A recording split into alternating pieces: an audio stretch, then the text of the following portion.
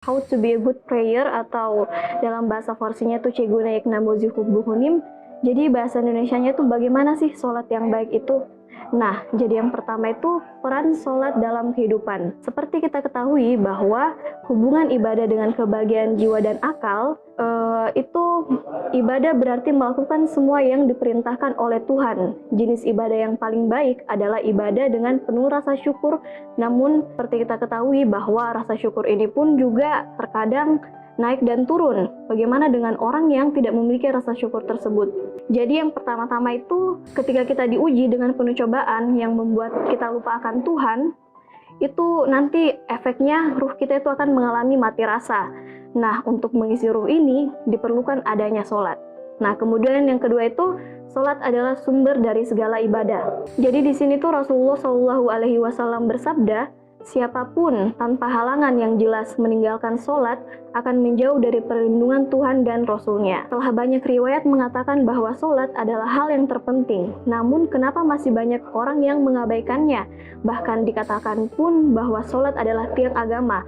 Tidak akan diterima amal sholat seseorang hingga ia menyempurnakan sholatnya. Langkah yang paling awal untuk mengajak mereka yang telah lama meninggalkan sholat dimulai dari diri sendiri. Jadi kita sebagai yang beragama Islam itu ya bagaimana kita menunjukkan bahwa dengan adanya sholat itu kita bahagia begitu. Kemudian sholat adalah guru yang mengantarkan manusia ke Tuhan. Amirul Mukminin Imam Ali alaihissalam berkata bahwa tidak akan bertambah ilmu seseorang sebelum ia mengamalkannya. Kita tahu bahwa amal ibadah sholat adalah amal ibadah yang tertinggi di sisi Tuhan.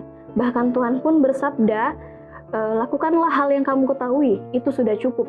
Banyak sekali yang bertanya bagaimana cara untuk dapat sampai ke makom yang tinggi. Apakah dengan Ustadz Irfan yang telah melewati tahapan-tahapan spiritual, ataukah dengan amalan yang panjang? Tidak. Sholat itulah yang membuka hijab-hijab keburukan dalam diri.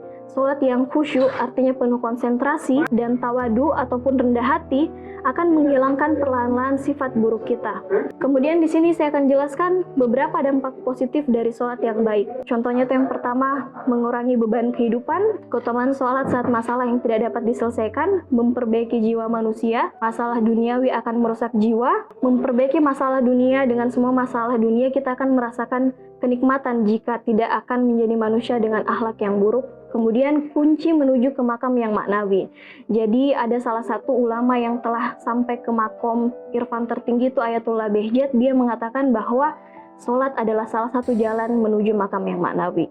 Kemudian di bab yang selanjutnya itu jenis sholat bagaimanakah yang baik. Memperbaiki cara pandang mengenai sholat di dalam diri kita. Jangan menunggu datangnya kecintaan lalu melaksanakan sholat.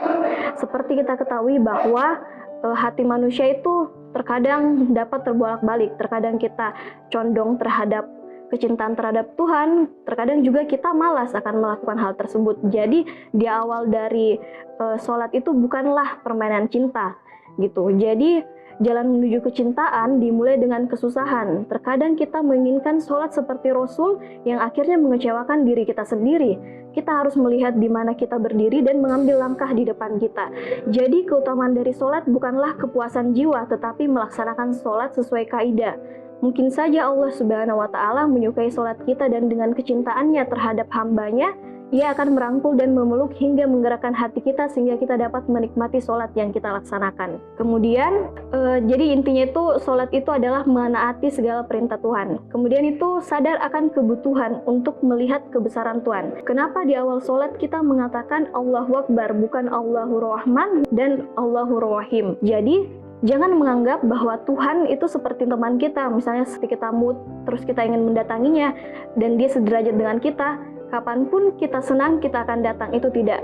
Hubungan antara Tuhan dan kita adalah seorang hamba. Tidak akan sampai seseorang ke tahap tertinggi ataupun kecintaan sebelum kebesaran Tuhan itu ia pahami dengan jelas. Sebelum rasa takut terhadap Tuhan hadir di hatinya. Misalnya kita contohkanlah seperti seorang prajurit terhadap raja.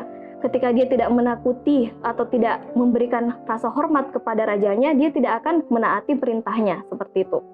Kemudian contoh-contoh beberapa ceritanya aliran-aliran yang menghapuskan sifat dari kecintaan Tuhan itu. Jadi cinta tanpa penghargaan akan kebesaran Tuhan itu akan sia-sia. Bahasanya apa sih yang harus kita lakukan ketika kita telah mencintai? Jadi tidak ada bentuk perwujudannya kalau kita hanya membahas tentang cinta tersebut. Seperti pada surat ini, wa qala rabbukum ud'uni astajib lakum. Di sini dikatakan bahwa Tuhanmu berfirman, berdoalah kepadaku, niscaya akan kuperkenankan bagimu. Ketika kita mendengarkan potongan ayat ini, kita betul-betul tersentuh. Maksudnya itu kita berdoa dan Allah akan memberikan. Tapi banyak orang yang menganggap bahwa ayat ini dianggap dengan penuh kemahalembutan Tuhan. Tapi sambungan dari ayat ini itu adalah sesungguhnya orang-orang yang sombong dan tidak mau menyembahku akan masuk ke neraka jahanam dalam keadaan hina dan dina. Jadi di sini artinya sifat keperkasaannya Tuhan tadi itu yang disebutkan oleh Kak Ton itu harus kita masukkan juga ke dalam hati. Kemudiannya ini jalan masuknya kebesaran Tuhan di dalam hati. Kebesaran Tuhan di dalam hati dihasilkan oleh diri sendiri. Dengan kebesaran Tuhan bisa saja ia bersuara dan memerintah kita. Namun proses kepercayaan itu adalah mengamati, memahami, mengamalkan lalu merasakan dampaknya hingga ia menjadi kepercayaan yang kokoh. Kesibukan dunia terkadang membuat kita tidak sadar akan kebesaran Tuhan. Jangan sampai Tuhan tidak melihat kita lagi, bahkan dengan cepat memberikan nikmat yang kita minta karena dia tidak ingin mendengar suara kita. Kemudian salah satu inhibitor atau penghambat masuknya Tuhan itu adalah sifat takabur atau menganggap diri sendiri besar. Awal dari pemikiran yang salah adalah takabur. Tuhan Maha Besar dan kita adalah hamba yang miskin dan selalu membutuhkannya. Ketika kita perhatikan bacaan sholat, banyak disebutkan seperti di ruku dan sujud mengenai kebesaran Tuhan. Bisa dijelaskan dalam tragedi, jadi begini, kalau ketika kita menganggap bahwa apa bedanya orang yang bersungguh-sungguh mendapatkan sesuatu dan orang karena Tuhan bersungguh-sungguh mendapatkan sesuatu itu, ceritanya ketika dia menganggap dirinya yang melakukan akan muncul sifat takabur, tapi ketika dia menganggap bahwa Tuhan yang membantunya, dia akan tetap merasa rendah diri dan tidak muncul sifat-sifat buruk dalam hatinya. Jadi dampak dari sujud atas kebesaran Tuhan itu menghilangkan sifat takabur. Kemudian yang pertama itu tahap sholat. Tahap awal sholat itu bagaimana memunculkan kebesaran Tuhan ya adalah sholat yang beradab. Jadi kita harus mematuhi adab. Sholat yang beradab itu seperti apa? Sholat yang beradab adalah sholat yang ada atau tidak ada pun keinginan untuk sholat, tapi kita tetap melaksanakannya. Kemudian juga mematuhi peraturan sholat adalah syarat pertama adab. Seperti gerakan tambahan ketika sholat itu bentuk ketidakadaban Tuhan. Bahkan dikatakan ketika kita tidak berdoa setelah sholat itu salah satu bentuk ketidakadaban terhadap Tuhan. Kita telah mengakui dia Tuhan kita, tapi kita tidak meminta satupun darinya, seperti itu. Jadi intinya tuh adab itu tidak harus muncul dari kecintaan, tapi dari perulangan akan kewajiban Tuhan.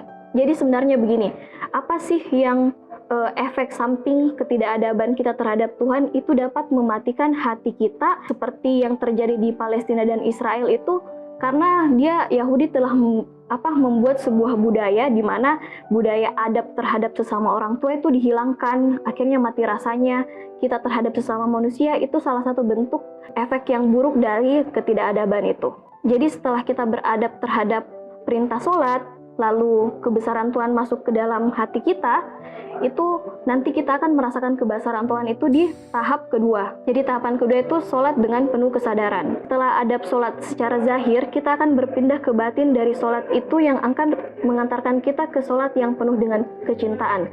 Dengan syarat kita menghilangkan semua pikiran yang ada di otak kita selain kepada Tuhan. Ketika kita sudah benar-benar percaya akan kebesarannya, kita sudah melaksanakan semaksimal mungkin sholat yang benar dan baik, dan hijab-hijab perilaku buruk itu telah tersingkap, maka tinggallah kepercayaan penuh akan kekuatan dan kebesaran Tuhan.